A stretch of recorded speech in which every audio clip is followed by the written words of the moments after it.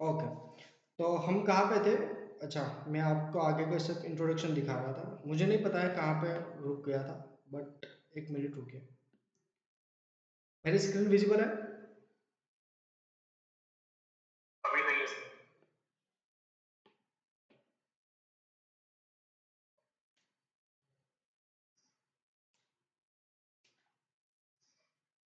I think अब visible होगी। Yes. ठीक है। हाँ, तो एक्चुअली मैं आपको क्या बताया था, मुझे पहले से थोड़ा सा ब्रेनस्टॉर्मिंग करने थे।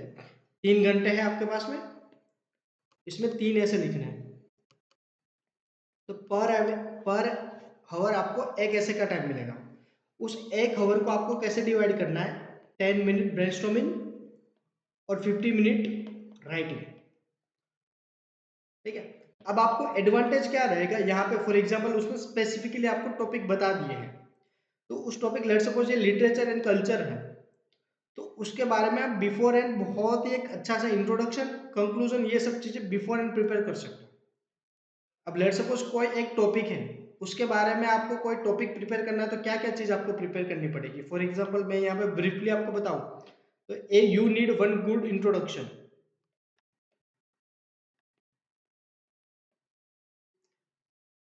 उसके बारे में उस टॉपिक के लिए चाहिए आपको 3 से 4 कोटेशन। उसके बाद में चाहिए 2 और 3 थिंकर्स।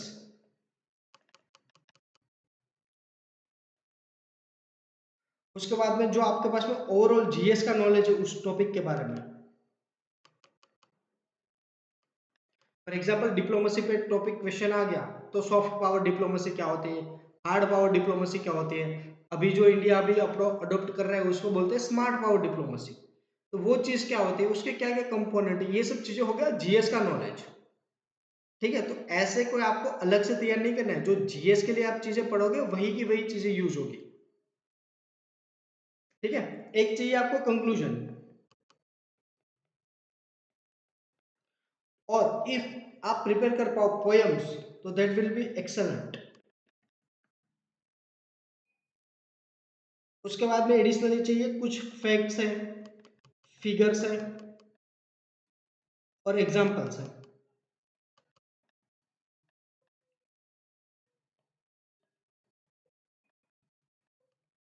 और इतनी चीजें चाहिए आपको कोई पर्टिकुलर टॉपिक प्रिपेयर करने हैं। फॉर एग्जांपल आईआर का कोई टॉपिक है, तो इतनी चीजें आपके पास में रेडी होनी चाहिए। आईआर है, डिफेंस है, या तो नेशनल डिजास्टर है, ट्रेड एंड टेक्नोलॉजी है, कुछ भी चीज है, इतनी चीज बिफोर एंड प्रिपेयर होनी चाहिए। क्योंकि आप जब एग्जाम में सोचने बैठोगे, तो उस कंडीशन में जरूरी नहीं कि हर एक जो चीज आप सोच पाओगे बहुत ही क्वालिटेटिव हो। तो आपको बहुत ही क्वालिटेटिव सोचने के लिए आपको क्या करना पड़ेगा, उसको बिफोर एंड आपको ब्रेनस्टॉर्मिंग करना पड़ेगा, मगअप करना पड़ेगा ये सब चीजें। ठीक है। तो ये अभी मैं थोड़ा सा ब्रीफली आपको यहाँ पे टच कर रहा हूँ, क्योंकि यहाँ पे जो वर्कशॉप है उसका जो 3rd डे है, उसमें स्पेसिफिकली मैंने ऐसे के लिए रखा, वहां पे हम ऐसे का पूरा टॉपिक लेके हम ब्रेनस्टॉर्मिंग करेंगे, जो पीवाईक्यू के बेस पे है। पहले आप ब्रेनस्टॉर्मिंग करोगे, उसके बाद में मैं करूंगा, फिर हम सोचेंगे कि आपको कहाँ तक ऊपर तक जाना है, तब आपको पता चलेगा कि कितना गैप है। ठीक है। आज का पूरा टॉपिक, आज का जो पूरा एजेंडा है वो जीएस आंसर राइटिंग पे है। ठीक है। तो आज जीएस 1 की सबसे पहले ब्रॉड सिलेबस देख लो। आई होप कि सबने ये देख ही लिया होगा, फिर भी एक बार देख सकते हो कि क्या क्या जीएस 1 में है। जीएस 1 में क्या है? इंडियन कल्चर है, हिस्ट्री है, फ्रीडम स्ट्रगल है, मतलब मॉडर्न इंडियन हिस्ट्री वाला पोर्शन। ठीक है। उसके बाद में पोस्ट इंडिपेंडेंस है। पोस्ट इंडिपेंडेंस में भी याद रखना है, स्पेसिफिकली उसने बोल दिया 1965 तक की। ऐसा नहीं है कि अभी तक इंडिया 2000, 2015, 2025 तक की आप पढ़ रहे हो, इतना जरूरी नहीं है। स्पेसिफिकली उसने बोल दिया 1965 तक की। उसके बाद में वर्ल्ड हिस्ट्री, वर्ल्ड हिस्ट्री में भी उसने जितनी भी इंपॉर्टेंट चीजें उसने डिफाइन कर दी, French revolution, industrial revolution, world wars, redrawal of the national boundary and Nazism, fascism, etcetera etcetera. उसके बाद में सोसाइटी के टॉपिक्स हैं, society, women related issues, economic reform, social issues, national resource distribution. अब यहाँ पे आ जाएगा जियोग्राफी। ठीक है। Physical geography, oceanic geography, human migration, subcontinent boundary and population and settlement. This is a very specific topic. Geography के इतने जो भी टॉपिक है वेरी स्पेसिफिक।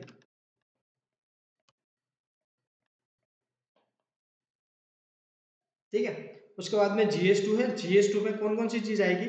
उसमें आएगी एक तो इंडियन कॉन्स्टिट्यूशन, उसके बाद में सोशल जस्टिस, और उसके बाद में आएगा आया, इंक्लूडिंग इंडियन कॉन्स्टिट्यूशन के साथ में आएगा गवर्नेंस। ठीक है, ये 4 टॉपिक स्पेसिफिकली आएगा GS2 में। उसके बाद में GS3 में कौन कौन सी चीज है? Economic planning, poverty, unemployment. ये टॉपिक्स ऐसा है कि भाई आप मान के चलो कि क्वेश्चन आएगा ही आएगा इस चीज पे, क्योंकि आप न्यूज़पेपर उठा के पढ़ लो या तो कोई भी एडिटोरियल पढ़ लो, उसमें ये चीज ऑलवेज मेंशन होती है। ठीक है। उसके बाद में है government budgeting and the financial system, agriculture, farm subsidy, ये भी मोस्ट इंपॉर्टेंट है क्योंकि ये भी न्यूज में होती है every year. Food industries, this is the most important, sunrises sector बोलते हैं इसको। ठीक है। Land reform, liberalisation, infrastructure, science and technology, IT industry, ICT, environment security, disaster management and internal security.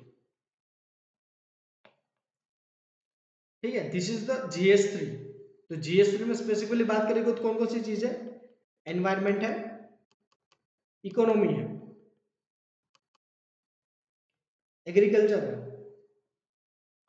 Disaster management है, internal security है,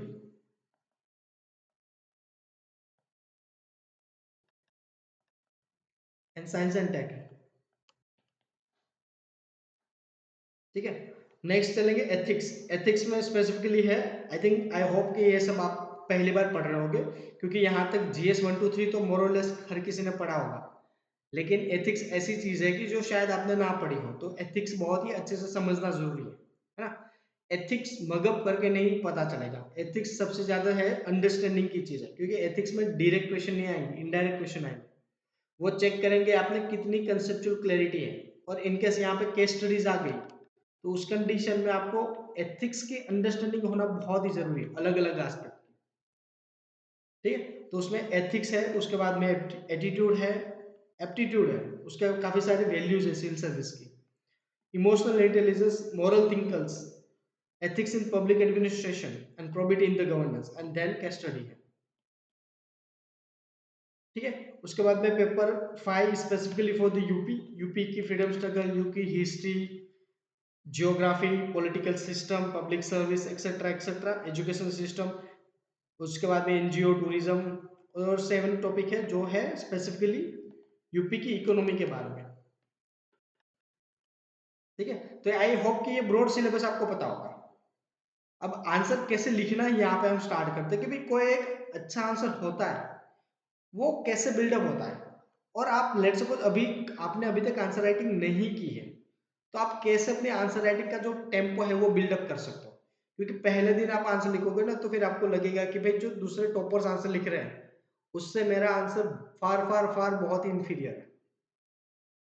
तो वहां तक कैसे पहुंचे उस चीज को हमें समझना है ना। हर किसी को अपने टॉपर के आंसर तो देखे होते हैं, लेकिन पता नहीं होता है कि वहां तक पहुंचे कैसे। ठीक है, तो हमारा जो प्राइमरी पर्पस यही रहेगा। पहले बात करते हैं कि स्ट्रक्चर क्या होता है पेपर का। किसी भी एग्जाम को समझने के लिए उसका स्ट्रक्चर समझना बहुत ही ज्यादा इंपॉर्टेंट है, तभी जाके हम उसकी माइन्यूट डिटेल हम आइडेंटिफाई कर पाएंगे कि भाई कितनी चीज पे कहाँ पे कितना फोकस देना है। ठीक है, फॉर एग्जाम्पल स्ट्रक्चर की बात करोगे तो फिर हमें पता है कि यहाँ पे 10 क्वेश्चन आएंगे, वो आएंगे 8 मार्क के, तो वो टोटल होगा 80 मार्क्स का। और बाकी के 10 क्वेश्चन आएंगे 12 मार्क के, तो वो होगा अप्रोक्सीमेट सॉरी एग्जैक्टली 120 मार्क का। तो टोटल हो जाएगा आपका 200 मार्क्स का पेपर हो जाएगा। ठीक है, मतलब कि आपको 20 क्वेश्चन लिखना है विथ 200 मार्क्स। अब ये जो 8 मार्क है उसकी वर्ड लिमिट कितनी है? 100 125। ठीक है, तो अप्रोक्सीमेट आप उसको लिखने जाओगे ना तो वो आएगा 7 मिनट में। जबकि आप ये जो 10 मार्क वाला क्वेश्चन सॉरी 12 मार्क वाला क्वेश्चन है उसकी वर्ड लिमिट है 200 वर्ड्स, तो अप्रोक्सीमेट आप उसको टाइम कैलकुलेट करोगे तो वो आएगा 11 मिनट। तो मतलब कभी आप कोई 8 मार्क वाला क्वेश्चन प्रैक्टिस कर रहे हो और उसको आप टारगेट करो कि 7 मिनट में खत्म हो जाए, और यहाँ पे जो 12 मार्क वाला 12 मार्क वाला है उसको टारगेट करो कि 11 मिनट में खत्म हो जाए। अब ये पता कैसे चलेगा कि भाई आपको जो आंसर लिख रहे हो वो सही है? देखो आंसर में है ना दो चीज होती है, अब ध्यान से समझना। आंसर में दो चीज होती है, एक तो होती है क्वालिटी और दूसरी होती है क्वांटिटी।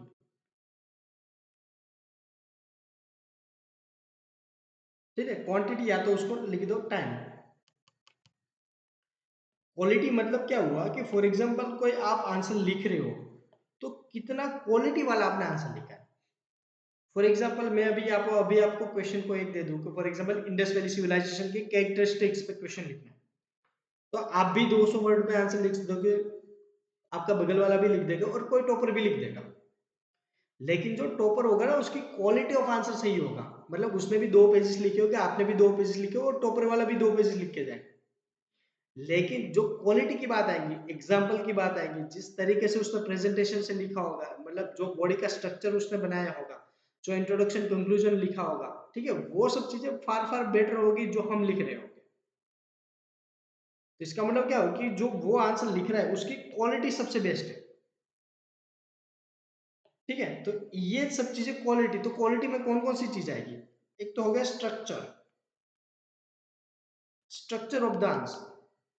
ठीक है, अब कोई क्वालिटी आंसर है तो उसमें क्या हो सकती है, कोई इंट्रोडक्शन एंड कंक्लूजन, ये बहुत ही अच्छे होंगे।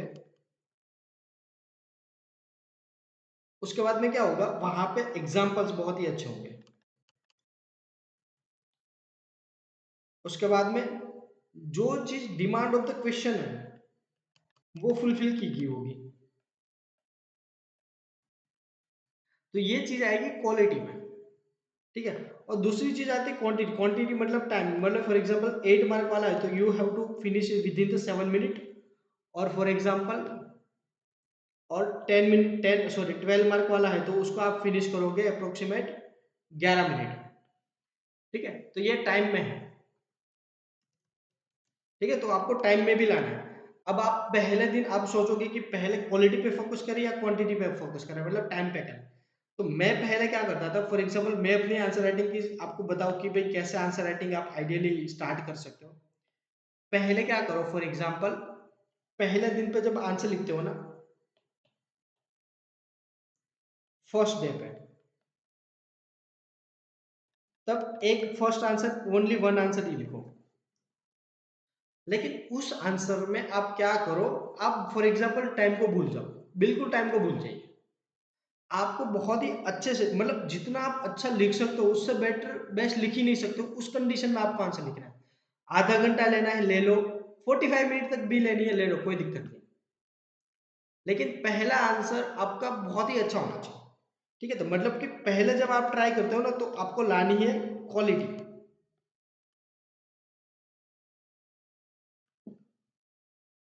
ठीक है, अब क्वालिटी लाने के बाद में फॉर एग्जांपल अब आप डेली एक एक आंसर लिख रहे हो, ठीक है, तो 1 वीक होगा, 2 वीक होगा, 15 दिन होगा, 15 दिन के बाद में आपको लगेगा कि नहीं अब मेरी क्वालिटी आना स्टार्ट हो चुकी है।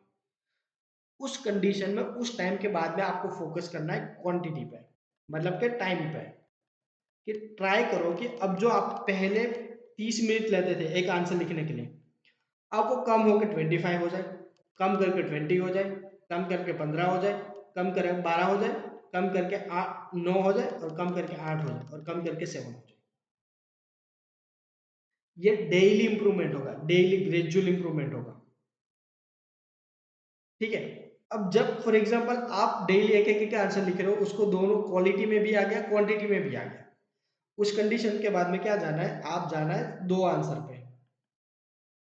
अब आपको एक साथ में दो आंसर लिखने हैं, दो आंसर को वापस आप क्वालिटी में भी लाओ, क्वांटिटी में भी लाओ। जब तक नहीं होता तब तक उसकी प्रैक्टिस करते रहो। जैसे दो आंसर आपको क्वालिटी में आ गए तो उसके बाद में जाओ 3 आंसर पे, उसके बाद में जाओ 5 आंसर पे, उसके बाद में जाओ फॉर एग्जांपल आपको 20 क्वेश्चन है तो मैं जाता था जनरली 10 आंसर पे, कि कहीं पे भी लेट्स सपोज मुझे प्रैक्टिस करनी है तो मैं 10 आंसर एक साथ में लिख दूंगा।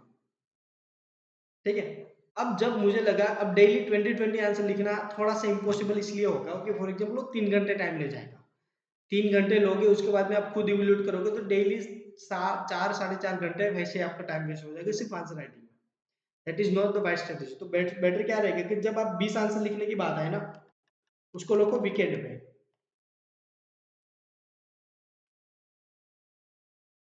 जब आपका वीकेंड हो तब आपको फुल लेंथ टेस्ट लिख देना है, 20 आंसर वाला, 20 क्वेश्चन वाला, कि जहां पे आप प्रॉपरली 3 घंटे बैठोगे और 3 घंटे को आप आराम से जो पेपर है पूरा कंप्लीटली पूरा करोगे। अब जब मैं यहाँ पे पहले डिस्क्लेमर दे दूं, जब आप पहला अपना फुल लेंथ पेपर लिखोगे तो उस कंडीशन में चांसेस है कि उस 20 क्वेश्चन को आप फिनिश करने में, फुलफिल करने में प्रोबेबली आप 3 घंटे से 3 साढ़े 3 घंटे भी ले लो, 3.5 आवर भी ले लो, but that is okay, that is totally okay. जब आप दूसरी बार 20 क्वेश्चन लिखोगे कोई और पेपर का, तो ये आ जाएगा 3:20 में। तीसरी बार लिखोगे तो 3:15 पे आ जाएगा, और चौथी बार लिखोगे 3:10 पे आ जाएगा, देन 3 पे आ जाएगा आराम से। It's all about gradual movement कि आप कितनी इंटेंसिटी से और कंटिन्यूसली आंसर राइटिंग करते हो, ठीक है। अदरवाइज आप विदाउट यहाँ से आंसर राइटिंग करके वहां पे फाइनल एग्जाम में जाओगे तो कभी भी 100% पॉसिबिलिटी है कि भाई आपका पेपर छूट ही जाएगा, और कोई क्वेश्चन आप छोड़ रहे हो तो इसका मतलब समझो कि आप 0 मार्क्स ला के रहो, ठीक है। अदरवाइज कोई क्वेश्चन नहीं आता लेकिन उसके बारे में कुछ भी लिख दोगे जहां पे आपको टाइम अवेलेबल है, तो आपको 1 1.5 आंसर 1.5 मार्क्स मिल जाएगा। लेकिन उस क्वेश्चन को टोटली आप छोड़ दोगे तो उस कंडीशन में 100% आपको जीरो जीरो ही मिलेगा, ठीक है। ये चीज ध्यान रखना। और दूसरी चीज, एक क्वेश्चन ये भी जनरली जो पूछा जाता है वो होता है कि भाई कोई क्वेश्चन लेट्स सपोज हमें आता ही नहीं है, तो उस कंडीशन में क्या करें। फॉर एग्जांपल एक क्वेश्चन आया था डेमोग्राफिक विंटर पे। मैं आपको पूछूंगा कि what do you understand by demographic winter, and क्या वर्ल्ड डेमोग्राफिक विंटर की तरफ जा रहा है कि नहीं जा रहा है। अब लेट्स सपोज ये कीवर्ड ही आपको नहीं पता है, जिसका मीनिंग ही नहीं पता, तो उस कंडीशन में आप 2 पेजेस कैसे भरोगे इस क्वेश्चन में, तो उस कंडीशन में डिफिकल्ट हो जाएगा। तो अब इस क्वेश्चन में लेट्स सपोज आप लिखने के लिए तो 2 पेज कुछ भी लिख सकते हो, आपको विंटर भी पता है, डेमोग्राफिक भी पता है, तो उस कंडीशन में क्या होगा कि भाई आपको बहुत ही ज्यादा चांसेस है कि आपका आंसर है ना रॉन्ग हो जाए, ठीक है। तो बेटर होगा कि उस कंडीशन में क्या करोगे, ऐसे क्वेश्चन की जहां पे आपको 100% नहीं पता है, उस क्वेश्चन को छोड़ दो टोटली। ब्लफ करने से तो बेटर है टोटल छोड़ दो, और उस क्वेश्चन का जो टाइम है वो टाइम आप किसी और सब्जेक्ट को और क्वेश्चन में दे दो, उसकी क्वालिटी बढ़ सके, ठीक है। तो ये था मेरी साइड से। अब मैं यहाँ पे आपको दिखाता हूँ कि भाई क्या क्या चीज आपको ध्यान रखनी होती है एक आंसर लिखने में, ठीक है। फॉर एग्जाम्पल जो पहली चीज होती है वो, लेट सपोज फॉर एग्जाम्पल आप हर एक चीज बताओ, फॉर एग्जाम्पल कोई यहाँ पे क्वेश्चन है, ठीक है। उसमें 2 चीज होती है, पहली बात तो होती है core demand, core demand of the question, और दूसरी चीज होती है उसमें सप्लीमेंट्री एग्जांपल्स, सप्लीमेंट्स, मतलब वैल्यू एडिशन चीज आप बहुत ही फ्लोरी लैंग्वेज में लिखते हो, एग्जांपल लिखो, केस स्टडी लिखो, डायग्राम लिखो, वो सब चीजें। अब इन दोनों में से फॉर एग्जांपल आपको मार्किंग देना है कि क्या चीज लिखोगे तो कितना मार्क्स मिलेगा, तो उसमें से आप मान के चलो कि 70% जो मार्क्स होते हैं वो होते हैं कोर डिमांड, जबकि आप जो उसके सप्लीमेंट में एग्जांपल रखोगे, डायग्राम ड्रॉ करोगे, इंट्रोडक्शन बहुत ही अच्छा लिखोगे, कंक्लूजन लिखोगे, उसके मार्क्स होंगे 30%, ठीक है।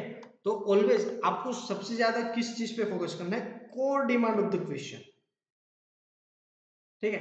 Core demand of the question क्या होता है, ये वो डायरेक्ट बात है कि भाई आप जो की डिमांड है क्वेश्चन की वो समझो, ये क्वेश्चन पूछना क्या चाहता है, क्वेश्चन की डिमांड समझ में आ गई ना, तो मान के चलो कि अच्छे मार्क्स लेके जाओगे, ठीक है।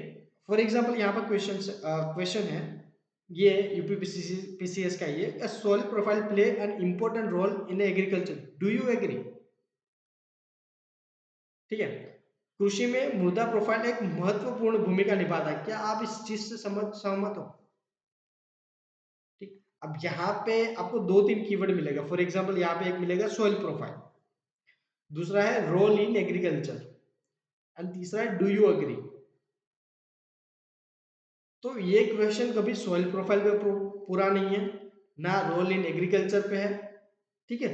ये दो पूरा क्वेश्चन किस चीज पे है कि भाई सॉइल प्रोफाइल को हमें लिंक करना है एग्रीकल्चर में, कि भाई सॉइल प्रोफाइल किस तरीके से हेल्प करती है एग्रीकल्चर में। और यहाँ पे क्वेश्चन टैग क्या है, do you agree. Do you agree मतलब कि हाँ मैं अग्री भी करता हूँ और नहीं भी करता हूँ। तो यस एंड नो दोनों चीज आएगी। यस में आप बोलोगे कि हाँ भाई सॉइल प्रोफाइल प्ले करता है, ये एक इंपॉर्टेंट रोल प्ले करता है एग्रीकल्चर में। नो में आप ये बोलोगे कि नहीं, other than the soil profile there are many other factors which play important role in the agriculture. For example nutrition, भाई सॉइल में कौन कौन से न्यूट्रिएंट है, प्राइमरी न्यूट्रिएंट, सेकेंडरी न्यूट्रिएंट, ये भी तो इंपॉर्टेंट रोल प्ले करते हैं एग्रीकल्चर में। आप कौन से टाइप की वहां पे क्रॉपिंग पैटर्न आप फॉलो करते हो, ये भी तो इंपॉर्टेंट रोल प्ले करता है एग्रीकल्चर में, ठीक है। तो यहाँ पे एक चीज समझना है, core demand of the question. Core demand हमें सॉइल प्रोफाइल के बारे में कुछ भी नहीं लिखना है।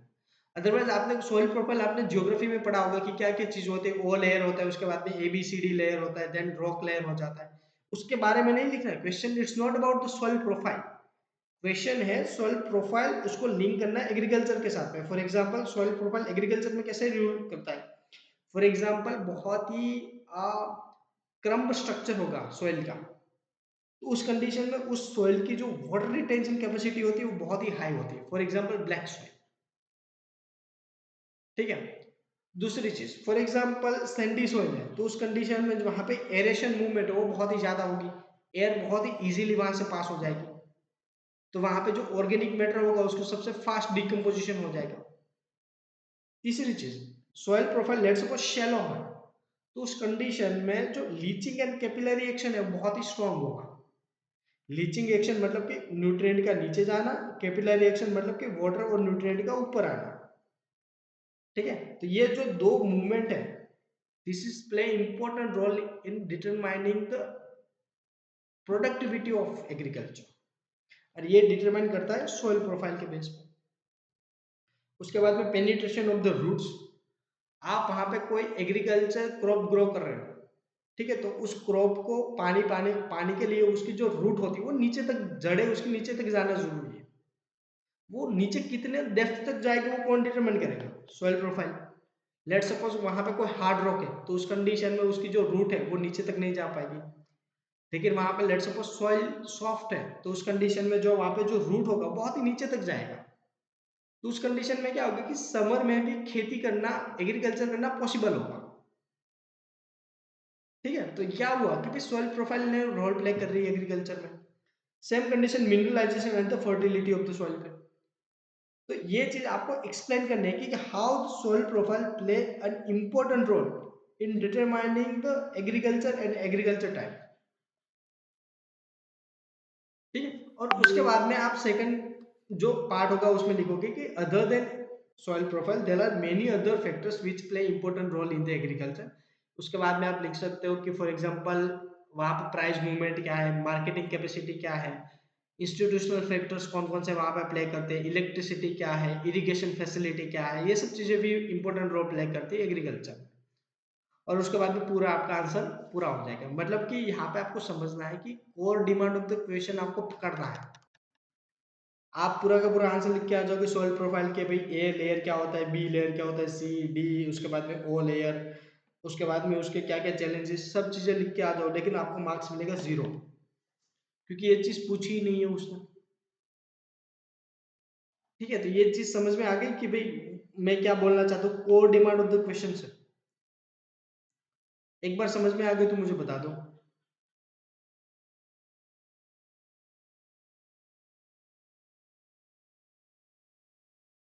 ये चीज समझ में आ गई? हाँ सर, समझ में आ गई। ओके। हाँ सर। अब नेक्स्ट चीज है वो है स्ट्रक्चर ऑफ द आंसर। पहले जो सबसे 70% जो मार्क्स आपको देगी वो है कोर डिमांड से आएंगे, ठीक है। एक बार ये चीज फुलफिल होगी तो उसके बाद अब नेक्स्ट टारगेट आपको यहाँ पे करना है सप्लीमेंट्स में। अब सप्लीमेंट कैसे काम करेंगे, फॉर एग्जांपल मैं आपको दूसरा उसका कंपोनेंट है structure of the answer. Structure of the answer पे आपको जनरली आपको पता होता है कि भाई कोई भी आप आंसर लिखते हो इसमें होता है इंट्रोडक्शन, बॉडी, कंक्लूजन, लेकिन उस चीज का कितना प्रोपोर्शन होता है ना वो भी आपको ध्यान में रखना है। फॉर एग्जाम्पल जनरली मैं यहाँ पे बोल रहा हूँ, जनरली कोई एक क्वेश्चन का आंसर लिख रहे हो तो इंट्रोडक्शन हैज टू बी 2 और 3 लाइन्स ओनली। बॉडी कितना होता है, 80% स्पेस मिलता है, और कंक्लूजन को भी 3 और 4 लाइन। बॉडी को 80% स्पेस इसलिए मिलता है क्योंकि मार्क्स जो आपको मिलेंगे वो इसी की बेस पे मिलेंगे, बॉडी पे। जहां पे आपने, मैंने जो अभी आपको कोर डिमांड की बात की ना, core demand of the question, वो यहाँ पे एड्रेस होगी। ठीक है, तो सबसे बेस्ट होगा ना, जो सबसे बेस्ट पार्ट होगा आपका आंसर का वो होगा बॉडी पार्ट आपका। अब लेट सपोज फॉर एग्जांपल जैसे जैसे 3 घंटे आप जाते जाएंगे, मतलब आप when you approach about to 3 hours, मतलब 15वां क्वेश्चन लिख रहे हो, 16वां क्वेश्चन लिख रहे हो, तो उसके बाद में टाइम क्रंच होता है। ठीक है, तो आप हर एक क्वेश्चन में ये 3 चीज नहीं लिख सकते, इंट्रोडक्शन, बॉडी, कंक्लूजन।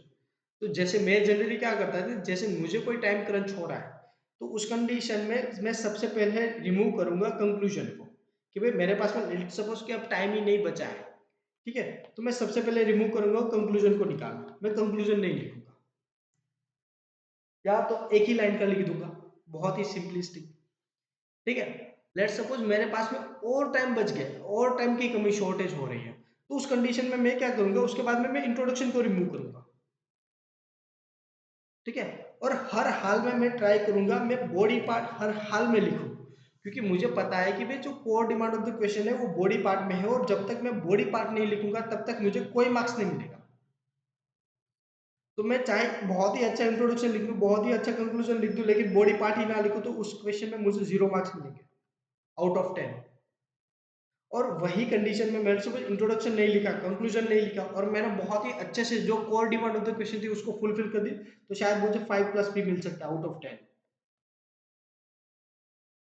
ठीक है, तो ये जो हायरार्की है ये आपके दिमाग में बहुत ही क्लियर होनी चाहिए कि सबसे पहले किसको आप फोकस करोगे। सबसे पहले इंट्रोडक्शन है, कंक्लूड बॉडी है, देन कंक्लूजन है। उसमें से आप प्रायोरिटी वाइज देखोगे तो सबसे ज्यादा इंपॉर्टेंट है बॉडी है, उसके बाद में इंट्रोडक्शन है, और उसके बाद में कंक्लूजन। समझ में आ गया आप बात?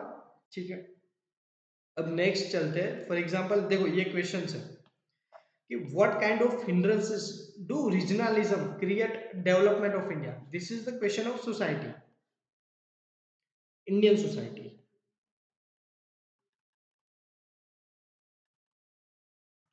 कि भाई कैसे रीजनलिज्म डेवलपमेंट ऑफ इंडिया में प्रॉब्लम क्रिएट करता है।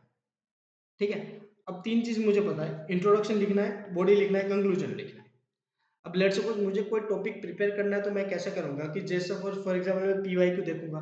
अब मैंने वहां पे देखा कि ऑलरेडी रीजनलिज्म पे क्वेश्चन आ चुका है, तो बाय डिफॉल्ट है कि भाई रीजनलिज्म टॉपिक मेरा बिफोर एंड रेडी होना चाहिए।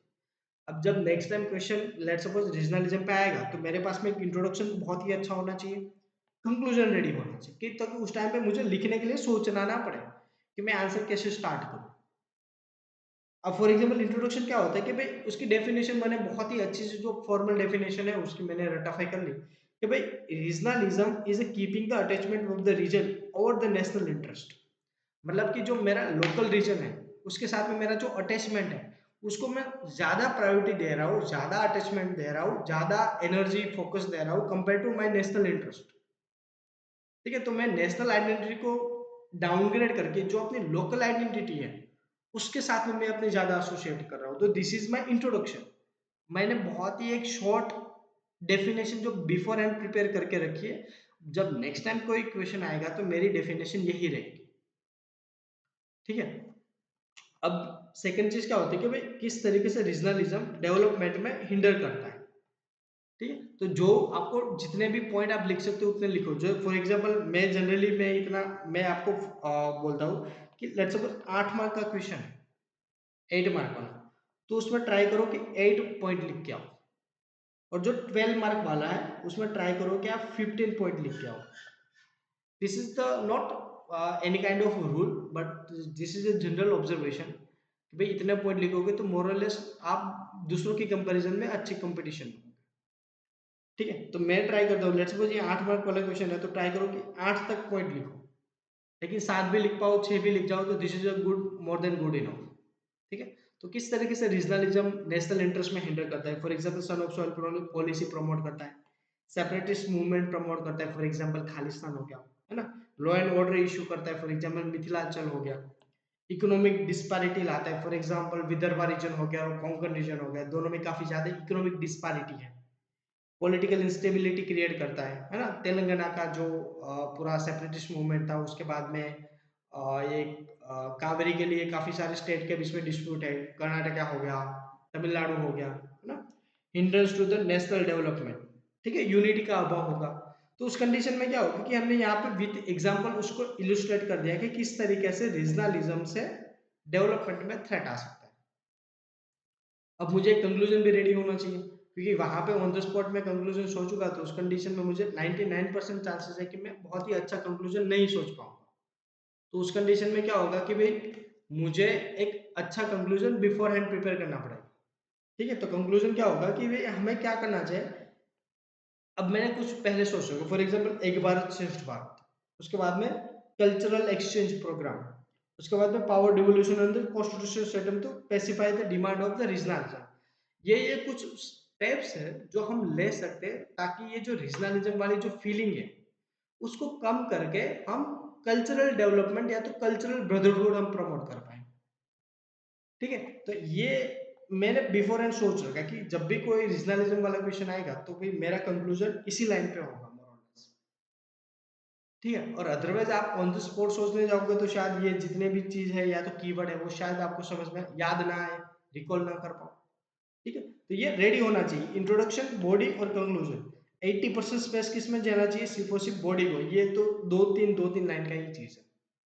ठीक है, तो ये हो गया ब्रॉड स्ट्रक्चर हो गया। उसके बाद में होता है डायग्राम्स। आप इनकेस कोई क्वेश्चन ऐसा आता है स्पेसिफिकली जियोग्राफी हो गया, उसके बाद में इंटरनल सिक्योरिटी का क्वेश्चन हो गया, एग्रीकल्चर हो गया, वहां पे आप जनरली डायग्राम को इंक्लूड कर सकते हो। डायग्राम क्या चीज होती है कि भाई कोई चीज आप सब्सटेंटिएट कर रहे हो, ठीक है, ताकि आपकी जो क्वालिटी ऑफ आंसर है वो थोड़ी सी ज्यादा एनरिच हो जाए। अब फॉर एग्जांपल यहाँ पे लिखा है कि discuss India mineral development policy. अब यहाँ पे कोई मिनरल्स के बारे में कोई बात नहीं है, मिनरल डेवलपमेंट पॉलिसी के बारे में बात है। तो उस कंडीशन में मुझे लिखना पड़ेगा 1988 की पॉलिसी क्या थी, उसके बाद में 1992 में पॉलिसी आई थी, उसके बाद में 2000 पॉलिसी आई थी, 2008 वाली पॉलिसी है, 2012 वाली पॉलिसी है, 2016 वाली, और अभी लेटेस्ट 2020 वाली पॉलिसी, ये जितनी भी पॉलिसीज उसके बारे में मुझे लिखना पड़ेगा। ठीक है, लेकिन साथ साथ में मैं यहाँ पे क्या करूंगा, for example let's suppose this is the page, this is the A4 sheet पे जहाँ पे मुझे लिखना है, और लेट्स सपोज यहाँ पे उसने क्वेश्चन लिखा है, तो उस कंडीशन में क्या करूंगा, मैं यहाँ पे इंट्रोडक्शन लिखूंगा, उसके बाद में यहाँ पे मैं हेडिंग लगाऊंगा, क्वेश्चन जो भी टॉपिक का है उसका हेडिंग लगाऊंगा, और यहाँ पे मैं क्या करूंगा, एक डायग्राम ड्रॉ कर दूंगा कि इंडिया में कौन कौन से मिनरल्स बेल्ट प्रेजेंट है, कि जहाँ पे मेजर मिनरल्स प्रोडक्शन होता है। ठीक है, तो यहाँ पे जो ये मैंने मैप प्रिपेयर किया है कि भाई यहाँ पे ये नॉर्थ ईस्ट बेल्ट है, यहाँ पे सेंट्रल इंडिया बेल्ट है, छोटा नागपुर बेल्ट है, सदर्न बेल्ट है, साउथ वेस्टर्न बेल्ट है, गुजरात राजस्थान बेल्ट है। ठीक है, ये सब बेल्ट्स है। तो ये जो ये डायग्राम है मैं यहाँ पे उसको लेबल के साथ में यहाँ पे लिख दूंगा, उसके बाद में जितनी भी यहाँ पे पॉलिसीज है उसके बारे में मैं यहाँ पे लिख दूंगा। ठीक है, तो ये क्या हो गया, यहाँ पे ये जो भी चीज आप एक्स्ट्रा लिखोगे ना उसका आधा मार्क, एक मार्क आपको ज्यादा मिलेगा। तो लेट सपोज 20 क्वेश्चन है, आप 7-8 क्वेश्चन में भी एक एक मार्क्स ज्यादा लेके आए तो मतलब 8 मार्क्स ज्यादा हुए एक पेपर में। ठीक है, टोटल 6 पेपर में आप लिख के आओगे तो मतलब मोर देन 45-50 मार्क्स आप बिफोर दूसरों की कंपैरिजन में ज्यादा होंगे। तो ये होते बहुत ही स्मॉल स्मॉल मार्क्स है, लेकिन आपको इफेक्टिवली जब देने जाओगे ना, आपको सर्विस अलोकेशन होगा तो उसमें रैंक के हिसाब से बहुत ही ज्यादा बेनिफिट मिलेगा आपको। ठीक है, तो ट्राई करना कि आप ये से मैप ड्रॉ कर पाओ, और मैप ड्रॉ करने में भी जो ये इंडिया का मैप है ये आपको प्रैक्टिस करना पड़ेगा बार बार, तब जाके इस तरीके से बहुत ही स्पीड में मैप बनेगा, अदरवाइज तो आप बहुत ही ज्यादा टाइम यहाँ पे लिख जाओगे। ये आइडियली 3-4 या 5 सेकंड में पूरा मैप बन जाना चाहिए इंडिया का, और same case with the world map. World map भी आपको प्रैक्टिस करना है और इंडिया का मैप भी प्रैक्टिस करना है। ठीक है, उसके बाद में होता है examples. This is the most important, कि जहाँ पे आप अपनी वैल्यू एडिशन करोगे, सबसे ज्यादा इंपॉर्टेंट होता है वैल्यू एडिशन के लिए एग्जाम्पल्स। ये जीएस में भी काम आते हैं, एथिक्स में भी काम आते हैं, लेकिन बहुत ही ज्यादा एक्सटेंसिवली यूज आते हैं एथिक्स में। कैसे? For example, a child learns a value by what observe around him, discuss the role of the family and the society in the formation of value in light of this statement. पे आपको highlight करना है role किसका, family का and society का, कि किस तरीके से वो वैल्यू इनकलकेशन करते हैं। तो उसमें बहुत सारी मेथड्स आती है, वैल्यू ऑब्जर्वेशन करते हैं, कभी पनिशमेंट से करते हैं, कभी इंस्पिरेशन से करते हैं, है ना, कभी स्टोरी टेलिंग करते हैं। तो ये different different of the method है, कि जिस तरीके से जो एक चाइल्ड होता है वो वैल्यू इनकलकेट करता है। लेकिन अब हमें हमें वहां पे एग्जाम्पल भी देना पड़ेगा। ठीक है, अब एग्जाम्पल किसका देंगे? For example role of family है, तो फैमिली में लेट्स सपोज फादर का रोल देना है, तो उसमें हम क्या क्या दे सकते हैं? राजा दशरथ का दे सकते हैं, कि राजा दशरथ ने क्या बोला था, अपने बेटे को क्या सिखाया था? प्राण जाए बट वचन ना जाए। तो एक प्रकार से क्या है कि भाई जो प्रोमिस है, ट्रूथ है, सॉरी ट्रस्ट है, उसकी वैल्यू दिखाता है। ठीक है, उसके बाद में मदर का कोई एग्जांपल देना है तो जीजाबाई को बता सकते हैं, कि किस तरीके से उसने कल्चरल पेट्रोटिज्म जो शिवाजी के अंदर है उसने इनकलकेट किया। हेलन केलन का एग्जांपल आप दिखा सकते हो।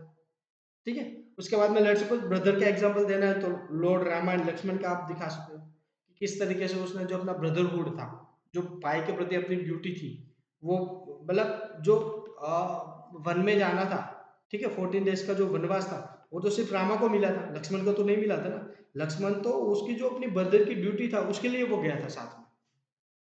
ठीक है, तो ये भी क्या एक प्रकार से एथिक्स है, एथिकल वैल्यू है।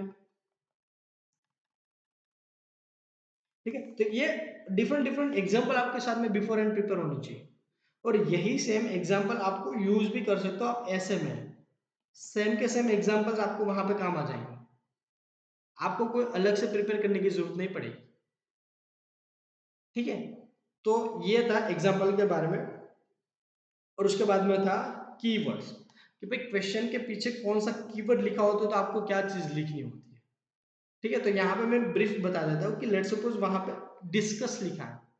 डिस्कस लिखा है, इसका मतलब क्या हुआ कि आपको उस एस्पेक्ट जो क्वेश्चन पूछा उसका ओवरऑल हर एक चीज आपको डिस्कस कर लेनी है।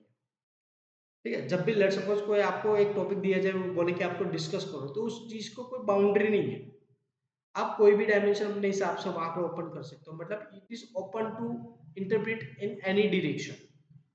ठीक है, लेकिन जब ऐसा लिखा था क्रिटिकली डिस्कस, जब भी क्रिटिकली इसका क्रिटिकली यू या आपको पीसीएस में या तो लिखा आता है ना क्वेश्चंस में, तो इसका मतलब होता है कि आपको उसकी जो नेगेटिव साइड्स है वो ज्यादा हाईलाइट करनी है।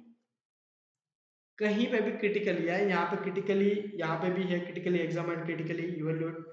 तो इसका मीनिंग ही यही होता है कि यहाँ पे आपको जो नेगेटिव साइड्स है उस पर ज्यादा से आपको फोकस करना पड़ेगा। ठीक है, आगे वर्कशॉप होगा तो वहां पे काफी सारे क्वेश्चंस भी हम लेंगे, तो वहां पे आपको ज्यादा समझ में आएगा कि किस तरीके से ये सब चीजें करते हैं। बट अभी थोड़ा सा ब्रीफली आप समझ लो कि किस तरीके से आप समझ सकते हो कि ये जो कितने भी जो कीवर्ड्स है उसको। उसके बाद में एक्सप्लेन, एग्जामिन एंड इवैल्यूएट। अब लेट सपोज किसी भी चीज को आपको इवैल्यूएट करना है, इवैल्यूएट करना मतलब कि आपको रीजन के साथ में एक्सप्लेन करना पड़ेगा। फॉर एग्जाम्पल क्वेश्चन है, north Indian Himalayas are more vulnerable to the earthquake, explain या तो एग्जामाइन। तो उस कंडीशन में आपको एग्जामिन करना पड़ेगा कि भाई नॉर्थ हिमालय में ऐसी कौन सी चीज है जिसकी वजह से वहां पे ज्यादा अर्थक्वेक आते हैं। तो वहां पे प्लेट टेक्टोनिक थ्योरी है, वहां पे जो माउंटेन है वो स्नो कैप्ड माउंटेन, वहां पे जो स्लोप है उसका वो एकदम बहुत ही स्टीप साइड स्लोप है। ठीक है, और जो हिमालय बने एक प्रकार से कैसे है, सेडिमेंट्री रॉक से बने, तो सेडिमेंट्री रॉक्स इतने ज्यादा स्ट्रॉन्ग नहीं होते हैं, तो इसकी वजह से वहां पे ज्यादा अर्थक्वेक आता है, अर्थक्वेक की वजह से वहां पे काफी ज्यादा ज्यादा लैंडस्लाइड होती है। ठीक है, तो आपको रीजन के साथ में एक्सप्लेन करना पड़ता है जब ये चीजें होती है ना, एक्सप्लेन, एग्जामाइन एंड इवैल्यूएट। उसके बाद में होता है कमेंट। कमेंट का मीनिंग क्या होता है कि भाई लेट्स सपोज आपको कोई एक स्टेटमेंट दी जाएगी, उसके बाद में लिखा जाएगा कि कमेंट। कमेंट का क्या मतलब है कि 50% आपको उसके यस में बोलना है, 50% उसको आपके नो में बोलना है, अगेंस्ट में बोलना है। मतलब कि जब भी कमेंट की बात आएगी ना, तो आपको दोनों एस्पेक्ट दिखाने कि yes I agree with this statement and also I am not agree with this statement, मतलब कि दोनों का इक्वल फोकस होना चाहिए और उसके बाद में आपको कंक्लूजन देना है। उसके बाद में डिस्क्राइब, किसी भी चीज का डिस्क्राइब करना मतलब कि एक दो तीन करके जिस लिस्ट डाउन कर देना। फॉर एग्जाम्पल मैं ऐसा बोलूँ कि इंडस वैली सिविलाइजेशन की जो कैरेक्टरिस्टिक्स थी उसको डिस्क्राइब कर दीजिए, तो मतलब 1 2 3 करके लिख दो, जो भी चीज जितने भी कैरेक्टरिस्टिक्स आपको याद आती है लिख दो, कि वहाँ पे टाउन प्लानिंग कैसी थी, वहाँ पे बार्टर सिस्टम थी, वहाँ पे रिलीजन में कौन कौन से फीचर्स थे, वहाँ पे कोई रूलिंग क्लास था कि नहीं था, वहाँ पे ट्रेड एंड कॉमर्स क्या था, वहाँ पे पोट्री का शेप क्या था, जितनी भी चीज आपको याद आती है सब चीजें लिख दो। ठीक है, तो वो क्या हो गया, डिस्क्राइब हो गया। और उसके बाद में डिस्टिंग्विशन, कंपेयर एंड कॉन्ट्रास्ट, वो क्या हुआ कि मतलब दो चीज आपको पूछी जाएगी, उसको आपको एक दूसरे के साथ में कंपेयर करना पड़ेगा। जबकि कंपेयर एंड कॉन्ट्रास्ट की चीज है तो इसका मतलब क्या हुआ कि आपको सिमिलैरिटी भी दिखानी है और डिफरेंसेस भी दिखाने हैं यहाँ पे। ठीक है, फॉर एग्जाम्पल मैं ऐसा बोलूँ कि अर्ली वैदिक सोसाइटी और लेटर वैदिक सोसाइटी को आप कंपेयर एंड कॉन्ट्रास्ट करो, तो उस कंडीशन में आपको दिखाना पड़ेगा कि इन दोनों चीज में क्या क्या डिफरेंसेस भी थे और उसके बाद में दोनों के बीच में क्या क्या सिमिलैरिटीज भी थी। तो ये हो गया कंपेयर एंड कॉन्ट्रास्ट। ठीक है, उसके बाद में जो लास्ट इंपॉर्टेंट जो आंसर जो टॉपिक है जो आपको याद रखना है और सॉरी कीप माइंड में रखना है, वो है read between the line. Sometimes कुछ चीजें वहां पे पूछी नहीं होगी लेकिन स्टिल आपको लिखनी पड़ेगी, उसको बोलते हैं read between the line. For example, this is the question, explain the role of emotional intelligence for the good governance and administration. आपको इमोशनल इंटेलिजेंस का रोल दिखाना है गुड गवर्नेंस में एंड एडमिनिस्ट्रेशन में। ठीक है, तो फिर आप क्या लिखोगे, इंट्रोडक्शन में एआई के डेफिनेशन लिखोगे जो डायरेक्टली मांगी भी है। उसके बाद में यहाँ पे जो कंपोनेंट ऑफ एआई है, जो दूसरा पार्ट होगा आपका आंसर का, वो डायरेक्टली मांगा नहीं है क्वेश्चन में लेकिन आपको लिखना पड़ेगा। क्यों लिखना पड़ेगा, क्योंकि जब आप यहाँ पे लिखोगे role of AI in good governance in administration, तब आप क्या करोगे, वही जो कंपोनेंट्स है ईआई के, वही को यूज करके आप यहाँ पे ये आंसर लिखोगे। तो फिर क्या हुआ, ये लिखने से पहले आपको यहाँ पे कंपोनेंट लिखना जरूरी है। ठीक है, उसके बाद में एग्जांपल लिखोगे और कंक्लूजन लिखोगे। तो इसका मतलब क्या हुआ कि ऑल्दो ये चीज वहां पे पूछी नहीं है कंपोनेंट ऑफ ईआई, लेकिन स्टिल लिखना इट्स मैंडेटरी, जरूरी है ताकि आप पूरा आंसर कंप्लीट लगे। ठीक है, तो उसको बोलते हैं read between the line. Although कुछ चीजें वहां पे पूछी नहीं होगी लेकिन स्टिल आपको वहां पे वो चीज लिखनी पड़ेगी, तो उसको बोलते हैं रीड बिटवीन द लाइन। ठीक है, अब यहाँ पे मैं अपना खुद का एक आंसर मैं अपना बताऊंगा, फिर हम ये वर्कशॉप को यहाँ पे एंड करेंगे, ताकि थोड़ा सा आपको है ना वो समझ में आ जाए कि किस तरीके से आपको लिखना होता है। ठीक है, अब पहला क्वेश्चन यहाँ पे देखो, हाईलाइटिंग द डिफरेंट, यहाँ पे देखो कीवर्ड देखो, पहले क्या है, हाईलाइट। हाईलाइट करना मतलब लिस्ट डाउन कर देना। Different kind of the cyber threats face by India, evaluate the current status of the cyber security framework in the country. 10 marker है, ये वर्ड आपको अभी भूल जाओ। ठीक है, क्वेश्चन यहाँ आंसर देखो इंट्रोडक्शन में। अब इंट्रोडक्शन में भी आप या तो डेटा दो, ओरिजिन दो, या तो उसको डिफाइन कर दो।